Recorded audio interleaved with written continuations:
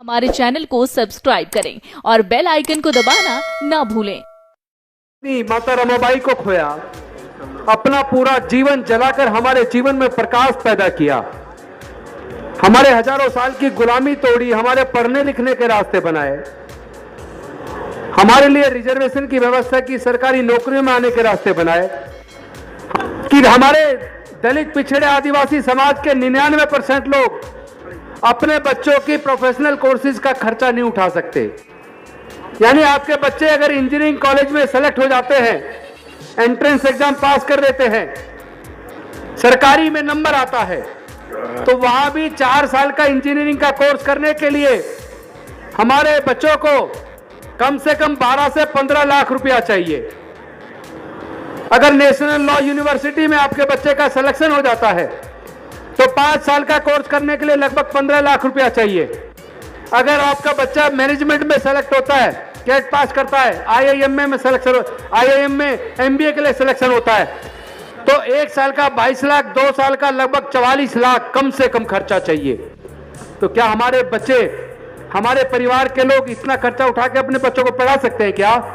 यानी सरकारों ने साजिश करके एजुकेशन को इतना महंगा कर दिया ताकि हमारे बच्चे पढ़ ना पाए, क्योंकि वो लोग चाहते नहीं है कि लोग सवाल करें, सत्ता नहीं चाहती कि लोग सवाल करें, इसीलिए वो राजदंड को ले आए।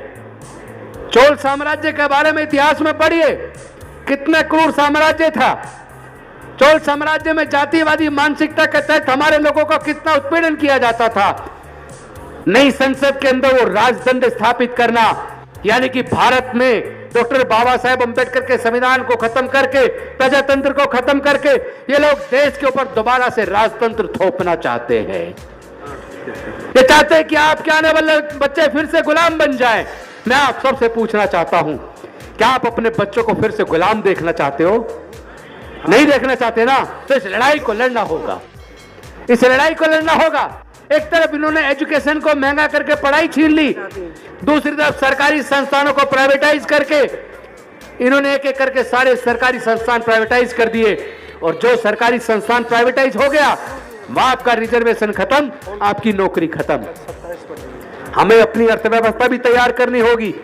और साथियों, आज संत कबीर जी का जन्म दिवस है, प्रकटोत्सव दिवस है, तो मैं आज इस अवसर पर आप सबको संत कबीर जी के जयंती पर शुभकामनाएं भी देता हूं, और साथ में निवेदन भी करता हूं कि जो तथागत बुद्ध का जो संदेश था, जो वैज्ञानिक दृष्टिकोण पर आधारित था, जो प्रज्ञा के ऊपर आधारित, ज्ञान पर आधारित था, जिसके अंदर आपके दुख से मुक्ति का मार्ग था, जिस मार्ग में अंधविश्वास, पाखंडवाद के लिए कोई स्थान न था, उसी मार्ग को तथागत बुद्ध के बाद संत कबीर दास जी ने, संत गुरु रविदास जी ने, गुरु नानक देव जी ने, ज्योतिबराव फूले जी ने, और फिर डॉक्टर बाबा साहेब अंबेडकर जी ने पूरी दुनिया तक पहुंचाया।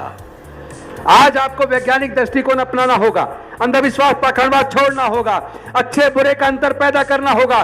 कौन लोग हैं वो जिन लोगों ने जातियां बनाई? इस बात को पहचानना पड़ेगा। वो कौन लोग हैं जिन्होंने जातियां बनाई, जिन्होंने वर्ण व्यवस्था बनाई, जिन्होंने हजारों साल तक हमारे बच्चों के पढ़ने लिखने पर धार्मिक बंदिश लगाई? कौन लोग हैं वो जिन्होंने हजारों साल तक हमारे बच्चों को व्यापार से वंचित रखा, संपत्ति से वंचित रखा?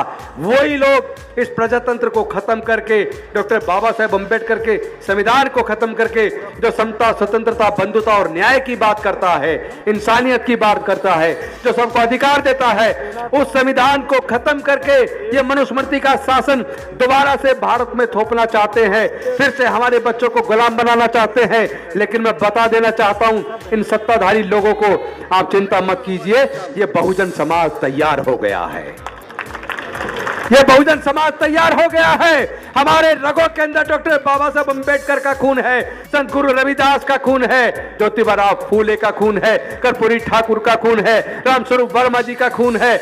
ये खून इतना कमजोर नहीं कि आप हमारे बच्चों को फिर से गुलाम बना दो। हम इस लड़ाई को लड़ेंगे, लेकिन ये लड़ाई, कुछ लोग कहते हैं गोली का जवाब गोली से देंगे, लाठी का जवाब लाठी से देंगे। ये लड़ाई लाठी गोली की लड़ाई नहीं है, ये लड़ाई विचारधारा की लड़ाई है। विचारधारा की लड़ाई को बुद्धि और विवेक से, काबिलियत से जिस तरह डॉक्टर बाबा साहब अम्बेडकर ने लड़ा, उसी तरीके से हमें लड़ना होगा।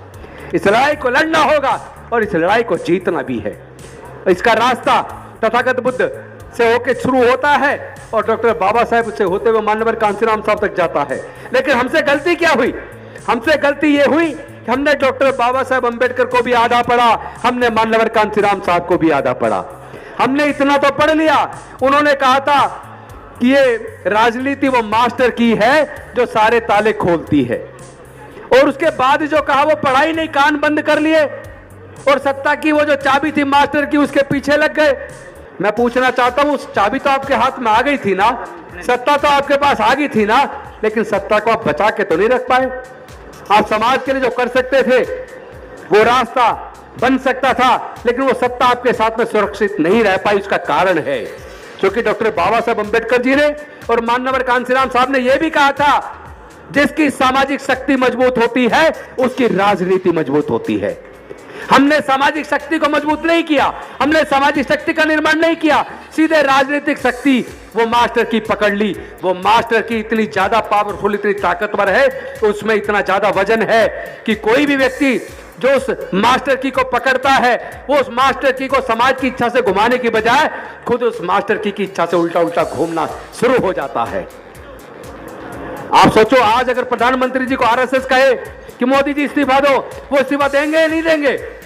देंगे ना, क्योंकि उनकी सामाजिक शक्ति मजबूत है। इसीलिए हमें भी अपनी सामाजिक शक्ति का निर्माण करना होगा, हमें अपनी सामाजिक शक्ति का निर्माण करना होगा। नेताओं के गले में माला डालना बंद कर दो, हमारे गले में माला डालने की जरूरत नहीं है। एक एक पैसा जोड़िए, ये आपके बच्चों के भविष्य के काम आएगा। पढ़ाई को हथियार बनाइए, ज्ञान को हथियार बनाइए। जब आप अपने बच्चों को पढ़ाएंगे तो वो अच्छे बुरे का अंतर सीख जाएगा, वो न्याय में और अन्याय में अंतर सीख जाएगा। हमें समता चाहिए, विषमता नहीं चाहिए। हमें न्याय चाहिए, अन्याय नहीं चाहिए। हमें मानवता चाहिए, हैवानियत नहीं चाहिए, इंसानियत चाहिए। इस लड़ाई को हम बुद्धि और विवेक से लड़ेंगे, इस लड़ाई को हम जीतेंगे। और जो लोग चाहते हैं कि राजतंत्र भारत में कायम हो, उनको तो हम 2024 तक उखाड़ फेंकेंगे, 2024 तक उखाड़ फेंकेंगे उनको। वो दोबारा आने वाले नहीं, आपको चिंता करने की जरूरत नहीं है। सिर्फ एक काम करना है, हमें एकजुट होना है। बहुजन समाज 88% पे 12% राज कर रहा है, क्योंकि वो एकजुट है और ये 88% हजारों टुकड़ों में बटा है। इन हजारों टुकड़ों को एकजुट करके हमें इतना मजबूत कराना है। और इसके लिए पहली जो लड़ाई की शुरुआत हमने की थी 5 अक्टूबर 2022 से, वो लड़ाई बढ़ते बढ़ते इतनी ऊपर चली गई, कहा 10,000 लोग और कहा 5 लाख लोग अब तक बौद्ध धर्म की दीक्षा ले चुके हैं। जो बाबा साहब का सपना था ना, मी भारत बौद्ध में करी, वो सपना पूरा होने की तरफ चल पड़ा है। और आज हमने संकल्प किया आप सबके सामने, आने वाले 26 नवंबर को दिल्ली के रामलीला मैदान में 1 लाख से ज्यादा लोग वहां आएंगे और डॉक्टर बाबा साहब अम्बेडकर के सपने को साकार करने का संकल्प लेंगे। इन्हीं शब्दों के साथ मैं अपनी वाणी को विराम देता हूं। बहुत बहुत हमारे चैनल को सब्सक्राइब करें और बेल आइकन को दबाना ना भूलें।